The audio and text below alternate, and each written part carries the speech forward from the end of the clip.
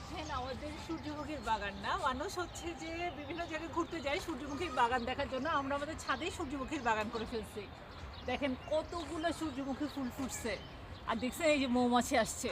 সূর্যের উল্টা দিকে যে হ্যাঁ, সূর্যের উল্টা দিকে তো অন্ধকার লাগতেছে, মৌমাছি আসছে মধু খাওয়ার জন্য। আমরা চিন্তা করছি যে একটা মৌচাকের মতো বসায় দিব, মৌমাছি যেহেতু আসতেছে, আমাদের সূর্যমুখীতে মৌমাছি আসে, এছাড়া আমাদের ছাদে আরো অনেকগুলো ফুল গাছ আছে তো হ্যাঁ। ওগুলোতেও মৌমাছি আসে।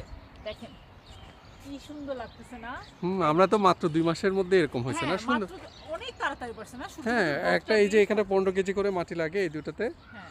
আর হচ্ছে যে জাস্ট চারাগুলা লাগাই দিছে, আর কোনো অ্যাডিশনাল যত্নই নেই না। না, না, কি সুন্দর করে সূর্যমুখীটা ফুল এমনি হয়েছে। আর হচ্ছে আরো কতগুলো দেখো না, প্রতিটা হ্যাঁ, ফুটতেছে, প্রতিটা গাছে প্রতিটা আছে। এই যে দেখেন কতগুলো, মাশাআল্লাহ, আগা গোড়া আর ওরা অনেকগুলাই আসছে, অনেকগুলো সূর্যমুখী। এই দেখেন আমরা আবার করছি কি, ছাদে দিয়ে এই পাশে বাঁশ দিয়ে এভাবে বেঁধে দিচ্ছে, দেখছেন দেখছেন। যেহেতু সামনে এই যে এখানে একটা ফুটছে, দেখেন কি সুন্দর লাগতেছে, মানে পিছন থেকে সামনে থেকে সব দিক থেকে মাশাআল্লাহ অনেক সুন্দর, অনেক।